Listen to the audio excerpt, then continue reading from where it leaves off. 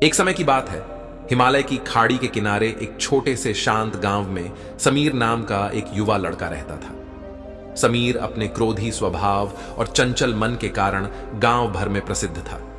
उसका मन हर समय विचारों से भरा रहता था। सोचो कि उसके विचारों के तूफान ने उसके मन को एकदम बेचैन कर दिया था। उसके जीवन से शांति मानो गायब हो गई थी और वह हमेशा अपने ही ख्यालों में खोया रहता था और तनावपूर्ण जीवन जी रहा था।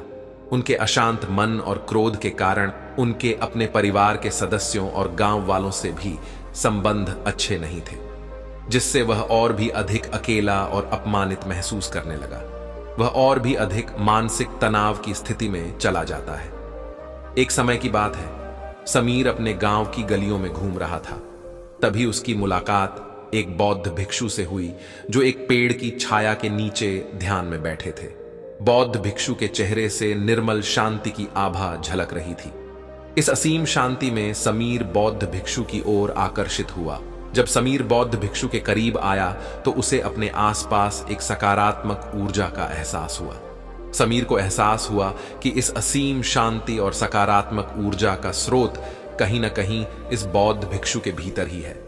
इसलिए वह वहीं बैठकर उसकी आंखें खुलने का इंतजार करने लगा। थोड़ी देर बाद जब बौद्ध भिक्षु की आंख खुली तो उसने एक युवा लड़के को अपने सामने बैठा पाया, जो बहुत तनावग्रस्त और नकारात्मक भावनाओं से भरा हुआ लग रहा था। समीर ने बौद्ध भिक्षु की ओर उदार भाव से देखा और बहुत विनम्रता से कहा, मालिक, मेरा मन बहुत अशांत है और मेरे मन के विचार मुझे खाए जा रहे हैं। मुझे एक पल के लिए भी शांति महसूस नहीं होती। क्या आप मुझे सिखा सकते हैं कि मैं अपने अशांत मन को कैसे शांत करूं? बौद्ध भिक्षु ने समीर की पीड़ा को समझते हुए करुण दृष्टि से देखा और कहा, मेरे प्यारे बच्चे, मैं तुम्हें एक कहानी सुनाना चाहता हूं। इस कहानी में मानसिक शांति और खुशी के रहस्य छिपे हैं। क्या आप कहानी सुनना चाहेंगे? समीर ने हां में सिर हिलाया और पूरी एकाग्रता से कहानी सुनने को तैयार हो गया। उनके अंदर जिज्ञासा चरम पर थी। वो कहानी सुनने को बेताब था। बहुत समय पहले की बात है।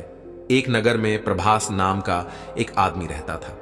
प्रभास बेहद महत्वाकांक्षी व्यक्ति थे और उन्हें हर काम में लोगों से मदद की जरूरत पड़ती थी।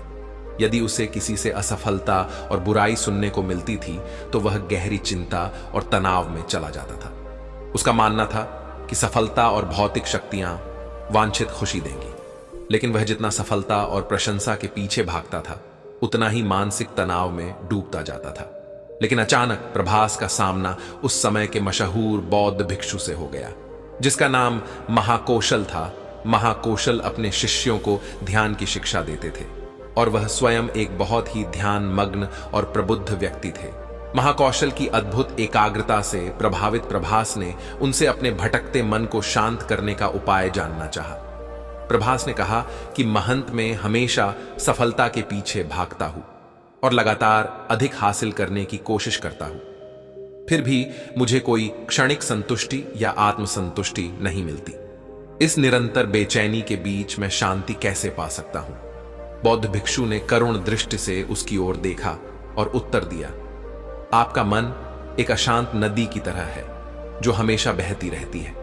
आप कभी भी शांत नहीं रह सकते, इसलिए इस अशांत मन को शांत करने के लिए आपको अपने विचारों को बिना किसी रुकावट के जाने देने की कला सीखनी होगी।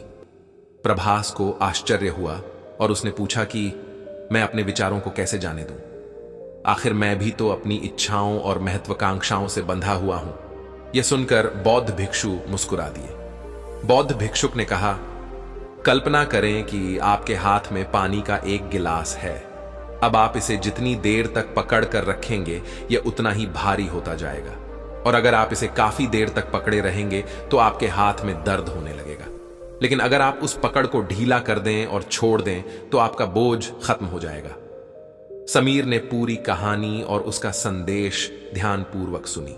वह समझ गया कि अपने विचारों और इच्छाओं से चिपके रहने से उसका बोझ बढ़ जाता है और अंदर ही अंदर अशांति पैदा कर देता है।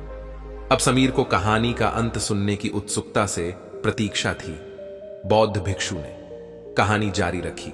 एक बौद्ध भिक्षु की बात मानकर प्रभास ने विचारों को त्यागने का अभ्यास शुरू कर दिया। वह बिना किसी पूर्व निर्णय के अपने विचारों और भावनाओं को आते और जाते देखता था। अब उसने विचारों को पकड़ना बंद कर दिया था।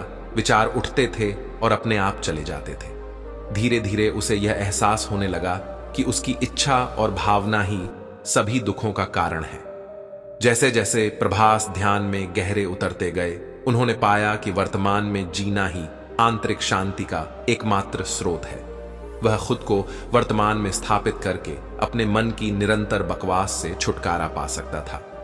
धीरे धीरे प्रभास का मन एक शांत झील की तरह हो गया, जो बाहरी दुनिया को अपने अंदर प्रतिबिंबित करती है।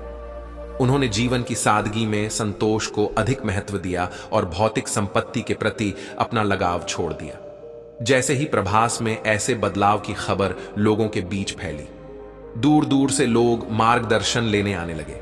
लोगों को विचारों को मुक्त करने की कला सिखाना और उन्हें अपने भीतर शांति खोजने के लिए मार्गदर्शन करना, वह लोगों के बीच शांति और ज्ञान का प्रतीक बन गया। प्रभास और साधु की कहानी समाप्त कर महाकौशल बौद्ध भिक्षु कुछ देर के लिए चुप हो गए, ताकि इस कहानी का अर्थ समीर के मन में अच्छी तरह बैठ जाए। समीर ने बौद्ध भिक्षु की ओर देखा तो उनकी आंखों में अब एक नई समझ दिखाई दे रही थी। समीर ने धीरे से कहा कि मुझे इस कहानी में ज्ञान दिखता है, लेकिन मैं इसे अपने जीवन में कैसे लागू करूं? मैं अपने अशांत मन को कैसे शांत कर सकता हूं? समीर के इस सवाल पर बौद्ध भिक्षु गर्मजोशी से मुस्कुराते हैं और फिर कहते कि अशांत मन को शांत करने का अभ्यास आत्म जागरूकता से शुरू होता है। अपने भीतर उठने वाले विचारों का निरीक्षण करने के लिए प्रतिदिन कुछ समय निकालें। उन भावनाओं पर ध्यान दें जो आपके मन में आती हैं और देखें कि वे कैसे आती हैं, और आकाश में गुजरते बादलों की तरह चले जाए। समीर ने आंखें बंद कर लीं और बौद्ध भिक्षु के कहे अनुसार अपने विचारों का अवलोकन करने लगा। जैसे ही उसने अपने भीतर उठने वाले विचारों पर ध्यान देना शुरू किया, उसे इसका एहसास हुआ। उसे अपने अंदर चिंता और इच्छाओं की एक निरंतर धारा बहती हुई महसूस हुई। सिर्फ एक एहसास ने ही उसे एक अद्भुत शांति का एहसास कराया।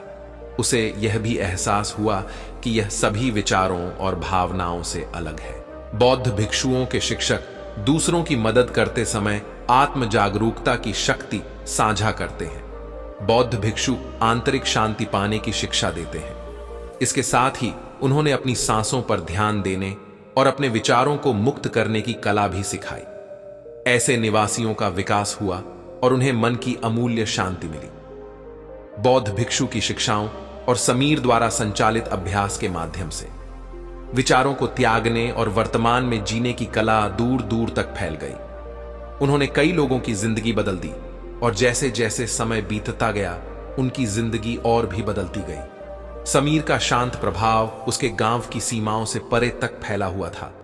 आसपास के गांवों और शहरों से लोग समीर के परिवर्तन की कहानी सुनते थे, उससे सलाह लेने आते हैं। मन के बोझ तले दबे लोगों के लिए समीर आशा की किरण बन गया। राहुल की शिक्षाएं केवल ध्यान और प्रवचन तक ही सीमित नहीं थी, बल्कि वह रोजमर्रा के काम जागरूकता के साथ करने पर ज्यादा जोर देता था।